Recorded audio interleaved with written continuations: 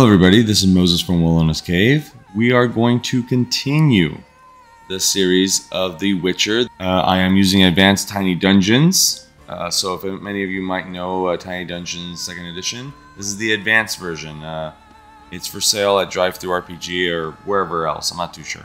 Let me, before I get into the scene idea that I have, let me do a recap because it's been a while. So what's happening right now is here is Hannah. She is a shaman bard. This is Mina, a horned owl, her animal companion. And there is our witcher, Merrick. Mina had an extreme critical success. She rolled all 6s on the dice tree over here. But when she flew in this tree and saw all 3 of them, here's the brigand, the assassin, and the ranger. This is Ludwig, the leader of this pack. They're highly trained to capture the Witcher because, or kill, or maim, or whatever it is. Whatever they're about to do, we don't know because we haven't rolled on their true intentions. But Merrick is here trying to figure out where they are because Mina told Hannah there's someone in this direction.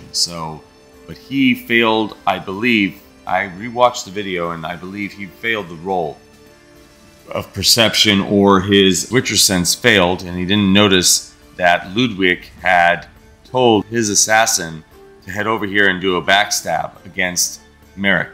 So Merrick failed that test on the initial test of seeing if assassin is coming to get him. So that's where we left off.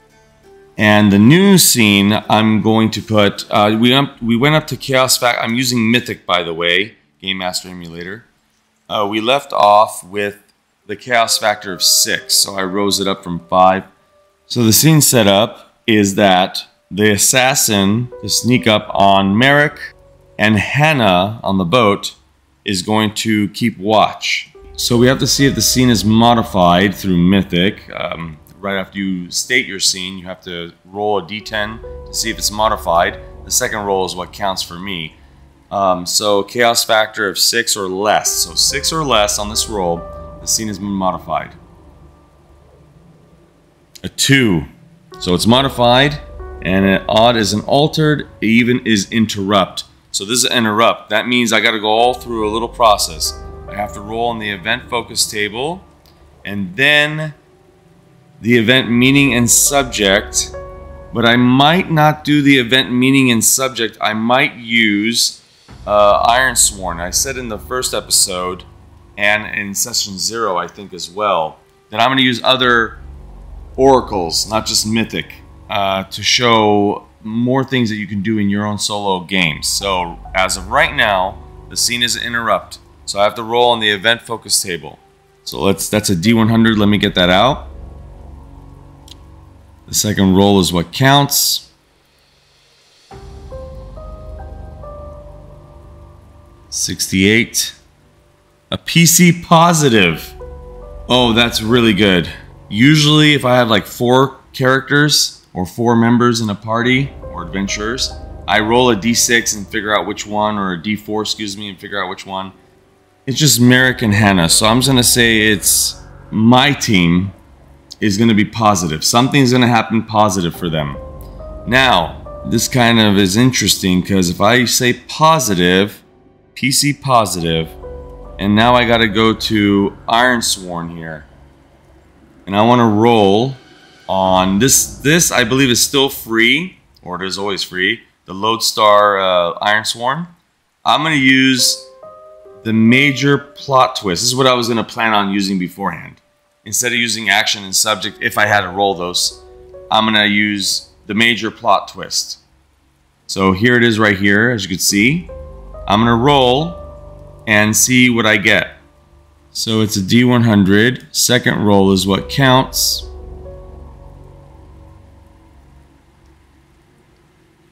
$33. What's the 33 again?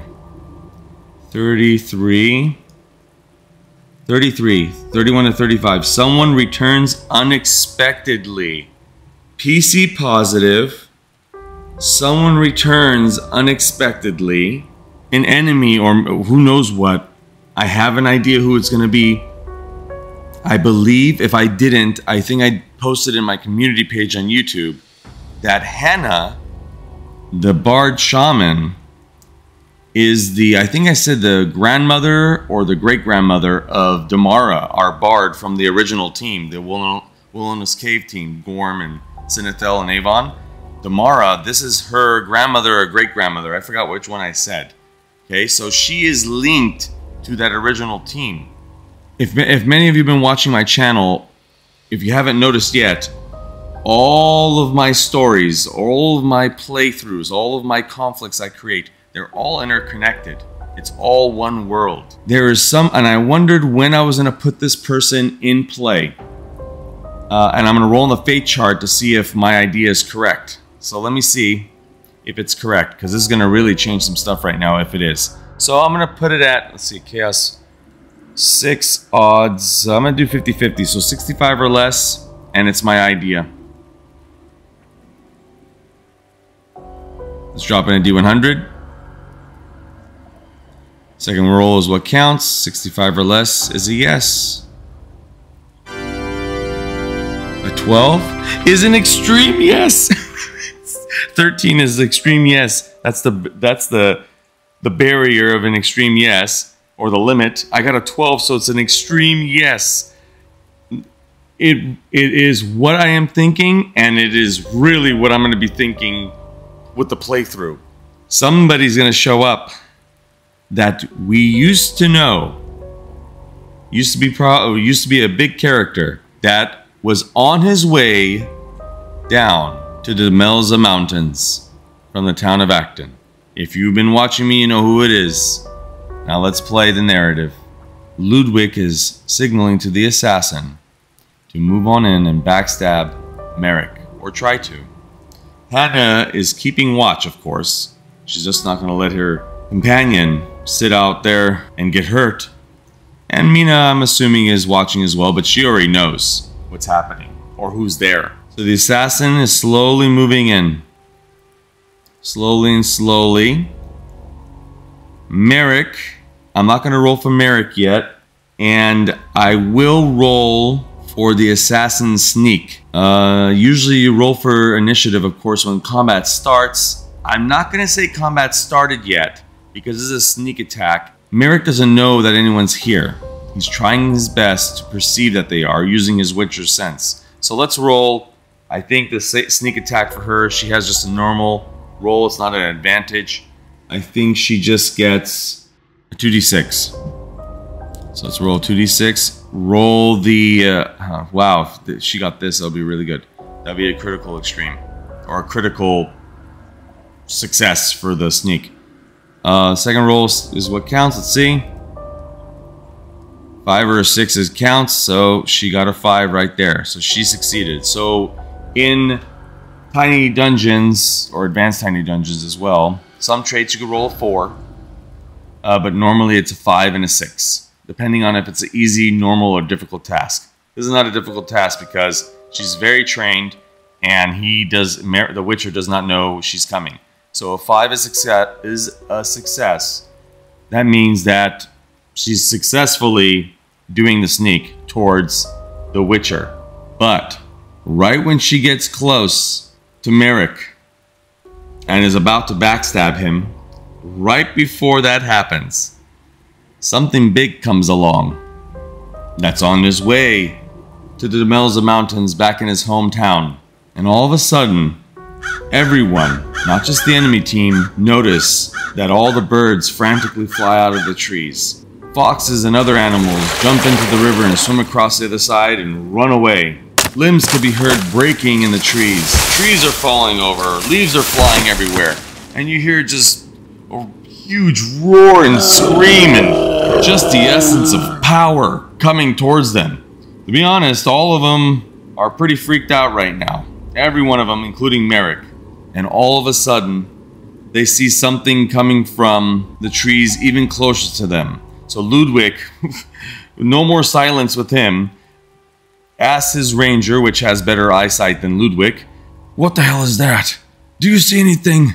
What in the world can make noise and sound like that and move trees like that? It must be a monster. Get back. And the ranger slowly gets back and tells Ludwig, I have no idea what that is. And all of a sudden, they just hear one loud scream and someone shows up through the trees. And it's Diggory. Diggory, the ogre that lost his love long ago.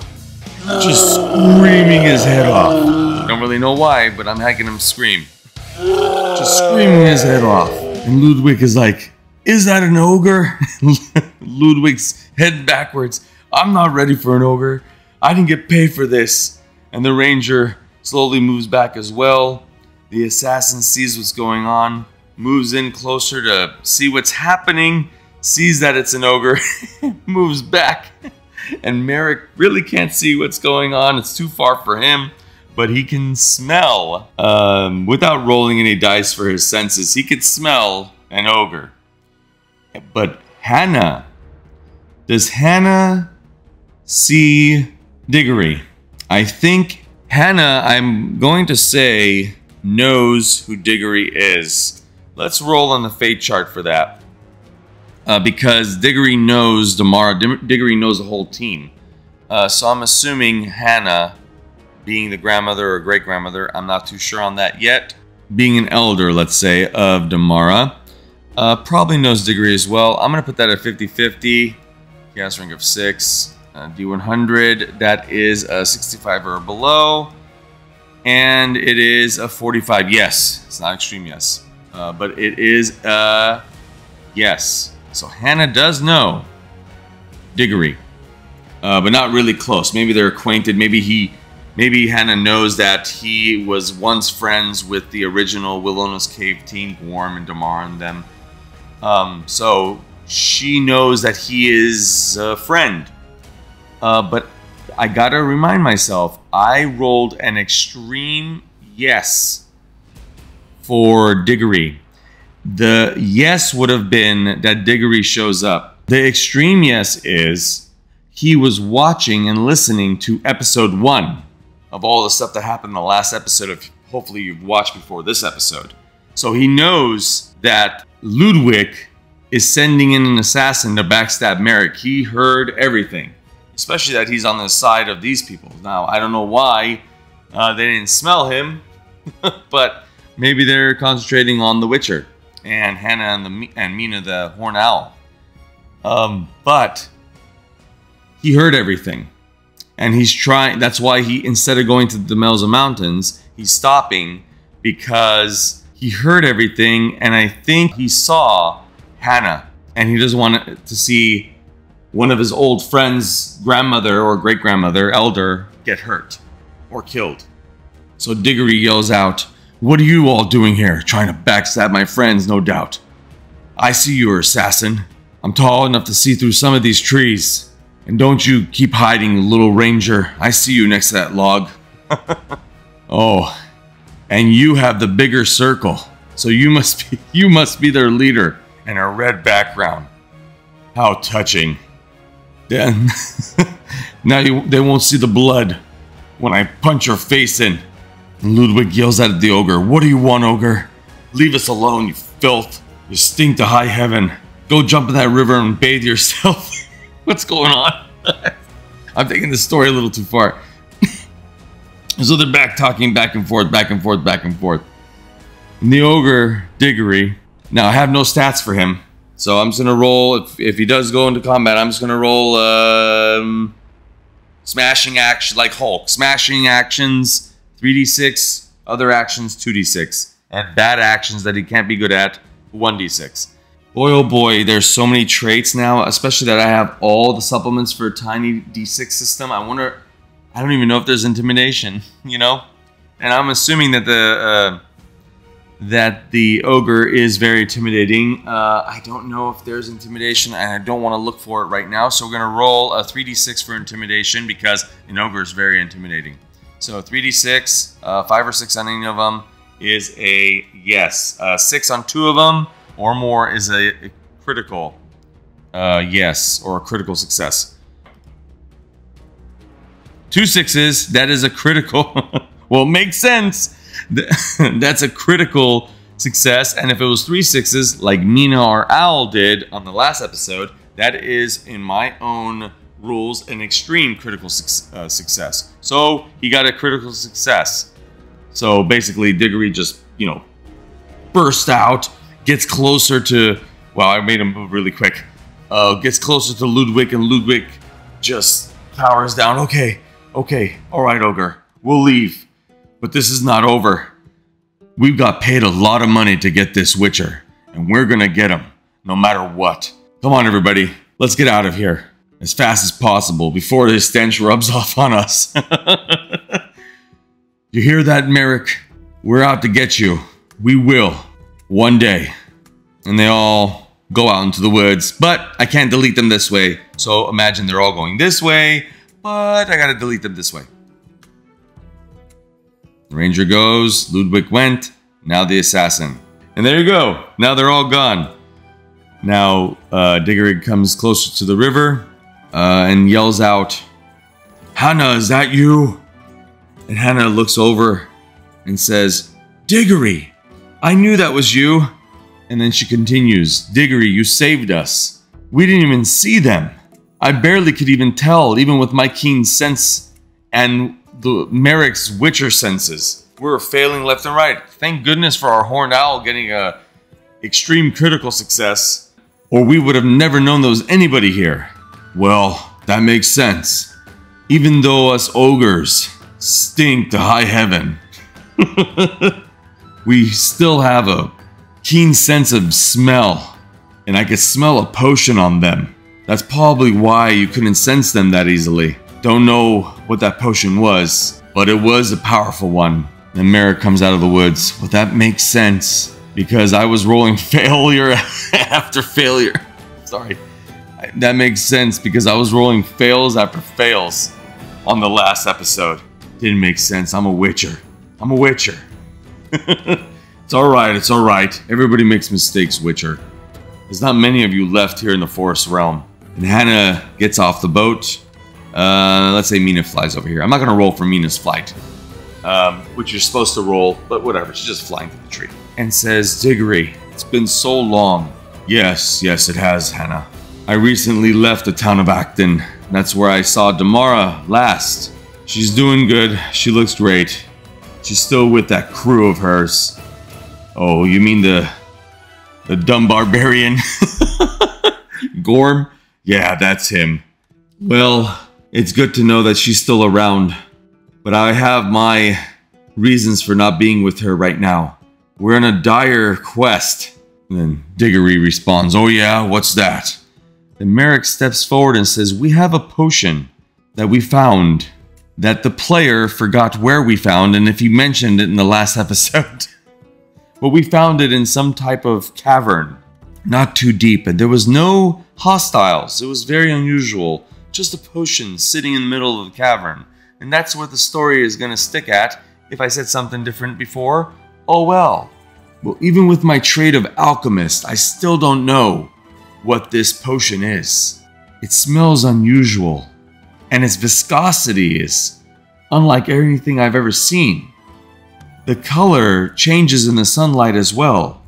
And Diggory looks at the potion bottle and says, yes, I've never smelled any potion like that either. It almost smelled similar to the one I smelled on those bounty hunters that tried to get both of you, but not that similar. I wonder if it was created by the same individual. I do know of someone way north of here in Marsden 10 City. And Hannah interrupts and says, yes, we're trying to meet her. We hear she is legendary and can identify any potion in this realm. Yes, she is very powerful. Little one she is. Little gnome. That's who I was going to meet. Her brother is one of my close friends, as well as Gorm's friend. In the mountains, his name is Kipper. Very quiet fellow. Well, that because he's mute and blind. But still, extremely powerful little gnome. One of the best illusionists in the realm. Merrick said, yes, I have heard of this gnome. I have not met him yet. But you're saying he's related to the gnome in Marsden Tent City, the alchemist, north of Diamond Lake. Yes, yes. He is related. At this moment, sticking out a little bit here, if I was Merrick and Hannah, you know, they are way far south in the map for the Forest Realm. They already were in big trouble with a potential backstab of an assassin. I think if I was Merrick right now and knowing how close that assassin was to me, rolling a successful sneak attack on me, and not noticing them multiple occasions on episode 1, I would think Merrick is a little worried and would want to have extra muscle power, especially someone that knows these parts very well, like Diggory seems to have. He has a lot of knowledge of this area, and is a friend of Hannah, or at least a friend of Damara. So friendship by relation. I'm gonna have Merrick ask Diggory right now. Diggory, is there any chance that you will be willing to go on a boat ride with us up to Marsden Tent City? We could use your extra help and your knowledge of this area. You were quite helpful right now. You scared off a whole crew of bounty hunters, highly skilled as well. And you just scared them with your stench and your... Maybe we want to leave off the stench word right now. We're trying to persuade them. You scared them off with your power. Yeah, Diggory likes to be strong. That's why I pick up this rock all the time and never let it down. And Hannah speaks in, yeah, you know, your arms would get numb, wouldn't they, Diggory? I don't want to talk about it. And that's for everybody to watch episode, I think, 6. Or maybe episode 7. I'm not too sure which of the original Wilona's team when I played Blades in the Dark. And you'll get that joke right there. Okay, so let's see if... Should I roll for persuasion? The Witcher is very bad at persuasion. But Hannah's a bard. So there are charismatic. Page 68 in the book, charismatic. Let me take a look at that really quick. Okay, here it is, page 68, charismatic. You gain advantage, which means a 3d6 roll in any test involving positive social interactions, attempting to convince someone of something, influence someone, do something, that's what we're doing, barter for good, etc. Barter for goods, barter for goods. Okay, so I'm going to have Hannah ask it as well. And now I'm going to give it advantage and +1 because they're close old friends. So she's going to roll a 3d6 +1. So we have to roll basically a 4, 5, or a 6. And it's a success. And one of them has to be a 4, a 5, or a 6. Here we go. There we go. Success. Not a critical success, but it's a success, and I'll take that any day of the week or year. Hannah asks, oh, please, remember old times. We really could use help. Can you please help us, Diggory, for old time's sake? Diggory looks at her and goes, well, I've been on a journey so long, and I'm almost halfway to the Demelza Mountains. But for an old friend, I will help. But I will ask for a favor once we get there, though. There's something I need from Marsden Tent City as well, but it'll be very difficult for me to do it alone. And Hannah says, that's fine. We will help you. Right, Merrick? And Merrick, of course, agrees because he needs help. Rolling failures. This Witcher needs help. And with that, I'm going to end the episode. I hope all of you enjoyed. I'm enjoying this. I am enjoying going back into the Witcher campaign. We just finished the first season of Monsters of the Week with Betrayal, the board game. That was fun, but I left it on a big cliffhanger, and that's fine. So with the Chaos rank, I'm going to put it back down to 5, and I forgot my eraser, so I have to remember to do that later. Any new NPCs? Yes. I mean, I already know the NPC who it is, but I'm going to put it down anyways. We have Diggory. Let me write it down. Diggory is the new one. Any new threads? No. Any old threads that we finished? Get to Marsden Tent City to find an alchemist. No, we didn't do that, obviously. I think that's really it through Mythic.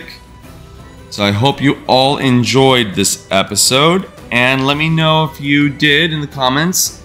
Please like, share, and subscribe if you can, if you haven't already. But yes, let me know in the comments. I love reading comments, I love interacting, and I love the community, especially on Facebook. Solo Adventure, I guess it's a fan page or a Facebook page. I love that one, and I love the Discord of Mythic as well. So I encourage all of you listening to join those. There's more of them as well, I'm just not naming them all. Alright everybody, that's about it. Happy gaming everybody. Bye.